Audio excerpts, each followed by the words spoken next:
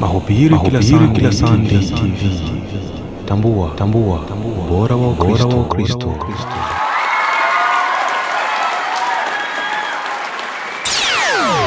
Nasema ya kwamba ninashukuru mara tena kuona siku ya leo, kwa sababu ni siku nyingine nzuri ambayo Mungu ametupatia. Ninashukuru kwa wafanyakazi wote wanaofanya kazi katika hekalu hili, aidha katika kanisa hili, yaani wafikiaji. Mungu awasaidie sana, watu wa usafi. Nashukuru huduma ambazo zinazofanyika, waimbaji wameshafanya kazi kubwa kwa mahubiri yetu ya kwanza. Mungu awabariki sana. Mungu awabariki msimamizi. Bariki hata waombaji pia ambao wameomba. Na kwa siku ya leo tunahitaji tuzungumze kuhusu kanzu ya Yesu. Kanzu ya nani? Ya Yesu. Nahitaji tuzungumze kuhusu kanzu ya Yesu. Yohana sura 19 mstari wa 23 hadi 30. Nafikiri ni hiyo wiki ambayo alikuwa hapa mgeni. Nikasema ya kwamba wakati neno linapozungumzwa, mara nyingi kanisa za siku hizi ninaona kwamba watu wanaposoma neno watu wanakuwa nini?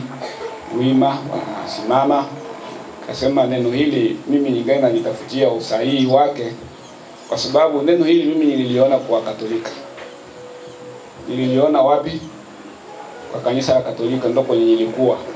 Padri anaposimama tu kwa kusoma neno, watu wote lazima wafanye nini? Wasimame. Wakati nilipoingia kwa Protestanti, sikuwa naona neno hilo. Lakini siku hizi naanza aona neno hilo. Ni kama tuko tunarudia kwa yale ambao sisi tulifanya nini? Tulitapika.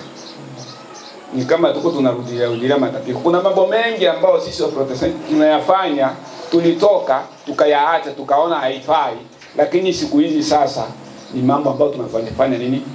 Tunarudia. Siko huko, lakini nitaka niseme ya kwamba tunazungumza kuhusu kanzu ya nani? Yesu. Nani anavaa kanzu hapa? Dada, simama kwa naona dada anavaa kanzu. Pita hapa mbele. Tafadhali.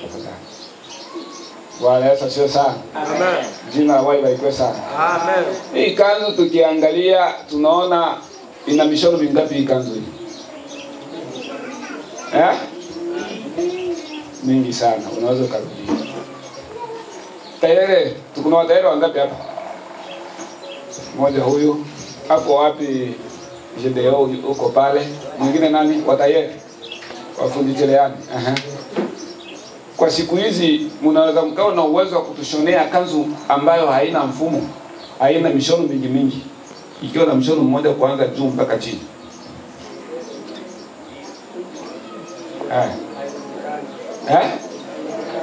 Simameni kwanza mtuambie. Bwana Yesu asifiwe. Watayari wasimame wa nani?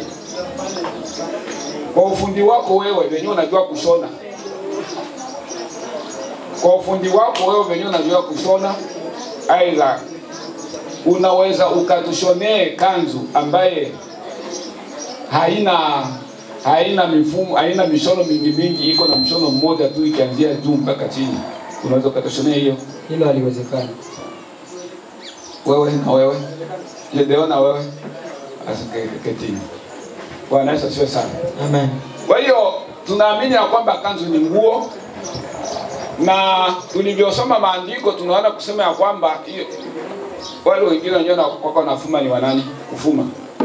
Niliona mama alinunua manani, najua watafanya mavikapu hapa. Niliona wamama wanaanza kununua vitu vya kufanya mavikapu. Wale wengine wanakuwa nafuma ni wanani?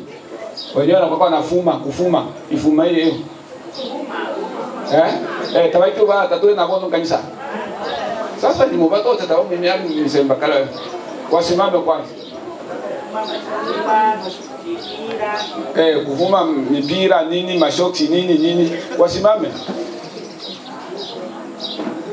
Tunaweza tukafume kitu kimoja ambao hakina mifumo mbalimbali na mfumo mmoja tu kuanza juu mpaka chini.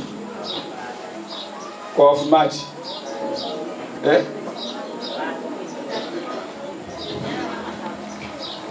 Mimi najua nienda lunga ilishikisha na mimi. Nasema kufuma. Mimi najua kufuma makapo. Makapo. Lakini mara mingi inakuwa na rangi mbalimbali. Unachanganya. Okay. Mwenye anajua kufuma nguo.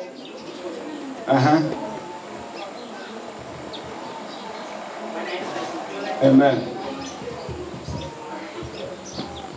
Pia hata kufuma nguo, unaweza fuma nguo ya rangi moja au rangi mbalimbali. Lakini haiwezekani kushona mshono mmoja kuanza chini mpaka juu. Ni lazima mishono iwe mingi. Na wewe? Wewe unafuma shuka. Okay. Tunaweza kuketi. Si tunaishaona ukitaka kupaka shuka ya kufuma unapeleka wapi? Okay. Wakati nilipoanza kufikiri kuzungumza kuhusu neno hili, aidha kuzungumza kuhusu habari za mavazi, somo hili ni somo ndefu sana. Lakini tu nilitaka nichukue vazi la kanzu. Nilitaka nichukue vazi la nini? Kuna masuruali, kuna mashemize, kuna sijui matishati, kuna manini, lakini leo nilitaka nichukue tu vazi la nini? La kanzu. Na hilo vazi la kanzu nikataka nione kuhusu vazi la kanzu ya nani? Ya Yesu. Na katika kuona kanzu ya Yesu nilitaka tuone karibuni kanzu za watu wangapi? Watatu. Nilitaka tuone kanzu ya Yusufu, na nikataka tuone kanzu ya nani? Ya Elia, na mwisho tumalizie na kanzu ya nani? Ya Yesu. Jina la Bwana libarikiwe sana. Tunaanza na kanzu ya Yusufu. Yusufu ni mwana wa Yakobo, ambaye kanzu yake ya Yusufu ilikuwa na rangi nyingi. Ilikuwa karibu na rangi ngapi? 5. Kanzu ya Yusufu ilikuwa karibu na rangi ngapi? 5. Na hizo rangi ambazo zilikuwa kwenye kanzu ya Yusufu ilimpendeza.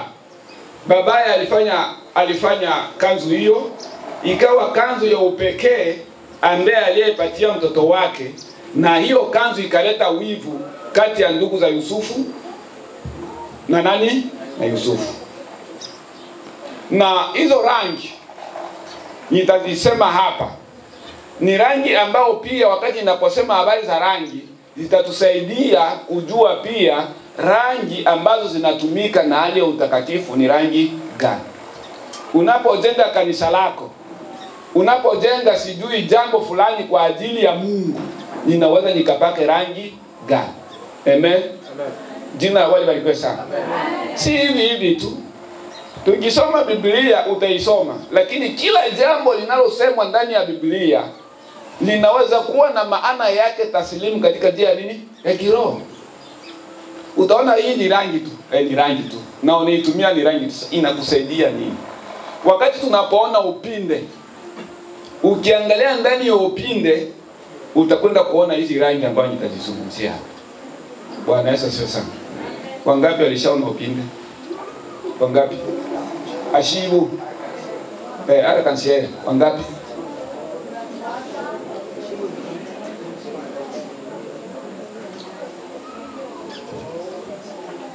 Tuone jambo la kwanza. Kanzu ya Yusufu, kala yake ya kwanza ilikuwa na kala nyeupe. Hiyo utaiona katika Ufunuo sura 19 mstari wa 8. Mtu mmoja asome hapo. Ilikuwa na kala nyeupe. Tuone hiyo nyeupe inatusaidia nini? Hapa inasema kwamba ni matendo ya haki ya watakatifu. 19:8 tunaoiona. Naye amepewa kuvikwa kitani nzuri ingarayo safi, kwa maana kitani nzuri hiyo ni matendo ya haki ya watakatifu. Amen. Jina la Bwana libarikiwe sana. Na ndo hii ambaye mnaonaga watu wa kanisa hususan wana maombi bayumbe wanavaa sana rangi nyeupe, wakitaka kumaanisha kusema ya kwamba ni matendo ya haki, ni matendo ya nini? Ya utakatifu. Lakini ukiangalia wanazozivaa kweli wako watakatifu? Lakini kibiblia kala ya nyeupe, white, inaonyesha utakatifu, inaonyesha matendo ya haki ya watakatifu. Kwa hiyo ukikuta nyumba inapakwa rangi ya nyeupe, amini kusema ya kwamba hapa ni pa watakatifu. Inaonyesha matendo ya nini? Ya haki. Twende kwa haraka haraka. Jambo la pili, aidha kala ya pili au rangi ya pili ilikuwa rangi nyekundu. Mama, Mungu akubariki sana. Wenye kuvaa rangi zile nyekundu si wafanye kwanza hivi. Baba Sululu, na kuona kuna nyekundu. Kwa hiyo rangi hii inaonyesha damu iliyomwagika ya nani? Ya Yesu Kristo. Handa kuona. Wakati wa Agano la Kale, Yesu amekufa kwenye Agano Jipya. Lakini sasa Agano la Kale imeanza kutabiri maneno ya damu ya Yesu Kristo ambaye atakufa kupitia kanzu za kina nani? Yusufu. Tutakapofika huko pale, mwandishi tafadhali msomaji alivyosoma amesema neno moja kusema kwamba ili itimize ule unabii ulionenwa, lile neno hilo neno utaliona lilinenwa na nani na lilinenwa wakati gani? Hilo neno lilinenwa miaka 1000 kabla. Hapana baadaye. Kabla ya nani? Ya Yesu. Hilo neno likanenwa. Na likaja kutimizwa baada ya miaka 1000. Ikiashiria kusema ya kwamba hata leo hii tunayofanya hapa, tuna miaka 2000 tangu Yesu afanye nini?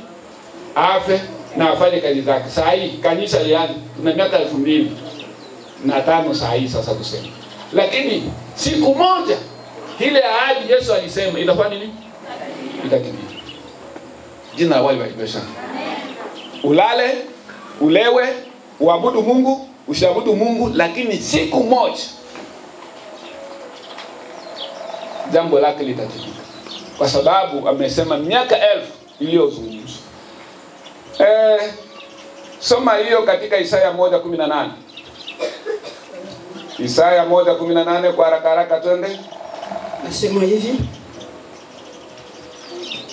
aya, njooni tusemezane, asema Bwana. Dhambi zenu zijapokuwa nyekundu sana, zitakuwa nyeupe kama theluji. Zijapokuwa nyekundu kama bendera, zitakuwa kama sufu. Amen. Twende na tatu. Rangi ya tatu ambayo ilikuwa ni rangi ya zambarau. Nani mwenye kuvaa rangi ya zambarau hapa tuone zambarau? Rangi ya zambarau ni rangi gani? Nani mwenye kuwa nayo hapa? Zeke simama. Ile ndo rangi ya nini? Ile rangi, ukiona mtu anavaa ile rangi, aidha ukiona nafasi inapakwa ile rangi ya nyumba kwenye nyumba, inaonyesha, inaashiria mamlaka ya kifalme na heshima yake ya kifalme. Mamlaka ya kifalme na heshima yake ya nini? Ya kifalme. Hiyo utaiona katika Marko sura 15 mstari wa 17. Aliye tayari asome hapo. Aliye tayari asome hapo. Hiyo ni kanzu ya nani? Yusufu. Marko sura 15 mstari wa 17. Ndio tunasoma injili ya Yesu Kristo kama ilivyoandikwa na Marko mtakatifu 15:17. Tunasoma kwa jina la Yesu. Wakamvika vazi la rangi ya zambarau. Wakamvika vazi la rangi la zambarau, wakasokota taji la miiba, wakamtia kichwani. Amen. Amen. Nani huyo? Yes. Tunaenda rangi ya 4, ilikuwa ni rangi ya samawi. Yaani blue. Blue. Hiyo inahusiana na mambo yetu ya nini? Ya kiroho. Blue inahusiana na mambo yetu ya nini? Ya kiroho. Wapendwa, wakati tunaposimama hapa kufundisha, utatuangalia, lakini mara nyingi hii inafikiaka watu wa maombi si wako hapa. Wasaa moja na Bwana si wako hapa. Niliona na mbona yamo yetu hii ya kiti ya blue vino, shiki ya maanisha hiyo hitu. Na kama anisete alishakufundisha blue inamaanisha hiti. Si moja kwa moja wewe unachukua blue inamaanisha mambo ya nini? Ya kiroho. Haleluya. Bwana Yesu asifiwe sana. Niliona kitu kimoja kama kiko na rangi nyekundu hivi. Na ulishafundishwa rangi nyekundu katika Biblia ina maana fulani. Hakuna haja ya kufanya nini? Ya kuuliza. Kwa sababu chochote tunapouliza tuna shuhuda yake munani? Mu Biblia. Labda unafikiri tu ninavisema sema kwa sababu litusaidie katika maisha yetu ya nini? Ya kiroho. Bwana Yesu asifiwe sana. Kwa hiyo nimesema ya kwamba rangi hii ya samawi, yani blue, inahusiana na mambo yetu ya nini? Ya kiroho na utukufu wa nani? Wa Mungu. Wakati tunapoingia katika utukufu, tukiwa katika kuomba, tukiwa katika kuimba, tukiwa katika maombezi fulani, tukiwa katika kazi fulani, tunaona blue, mambo ya blue, tazama tayari tuna utukufu wa nani? Wa Mungu. Na huu utukufu mara nyingi wanasema kwamba ukiingia katika utukufu wa Mungu, kwenye uwepo wa Mungu, hata wengine wanafikia kiasi cha kulia wakati wanapoingia kwenye nini? Utukufu. Bwana Yesu asifiwe sana. Na kala ya mwisho kabisa ni dhahabu. Rangi ya dhahabu. Si ndio yellow hiyo? Mama basa simama. Tuonyeshe yellow hapo. Amen. Nafikiri hiyo ndo rangi ya nini? Ya dhahabu, ambaye ni jaune kwa Faransa, si ndio? Tuko pamoja? Ndio.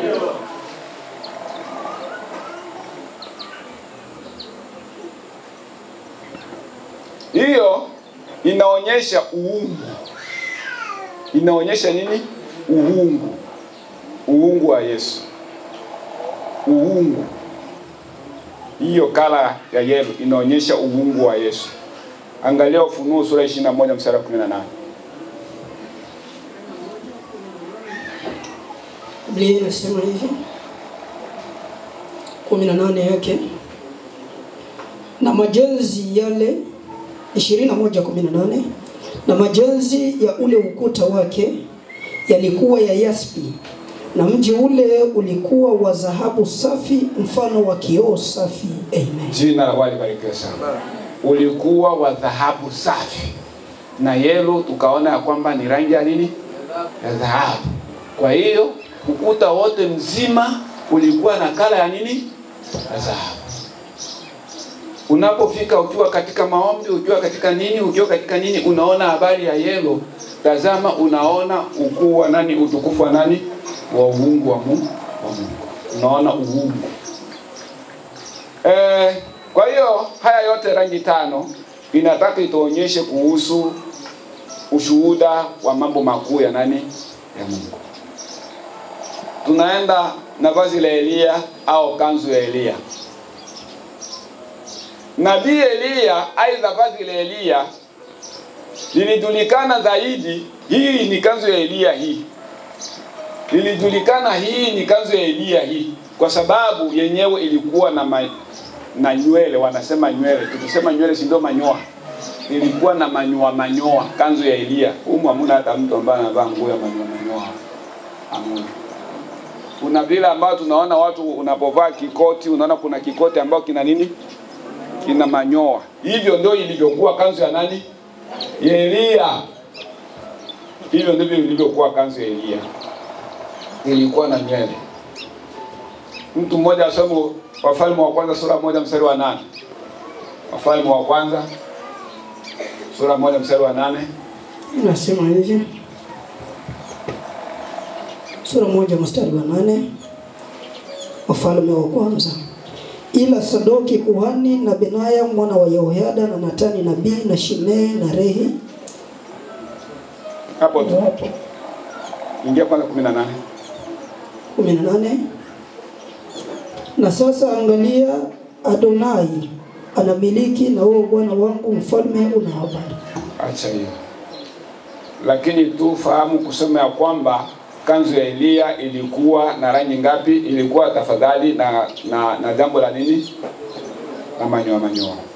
Na aliyerisi kanzu hilo alikuwa ni Elisha. Ikiwa na maana alirisi unabii wa nani? Wa Elia. Hii ikimaanisha kusema ya kwamba kwa wakati wa sasa na saa tunazokuwa nazo, ukiwa ndani ya kanisa, ukiwa ndani ya ministeri fulani, ukiwa ndani, tukisema ministeri tunasema huduma, ukiwa ndani ya huduma fulani, hautarithi au hautafanya vile uwa mwongozaji wa huduma anavyofanya. Lazima uige vile anavyofanya. Nilisema siku moja ya kwamba watu wengi hapa tunaona wanakuwa walimu, na wenyewe walikuwa wainjilisti, wanakuwa walimu.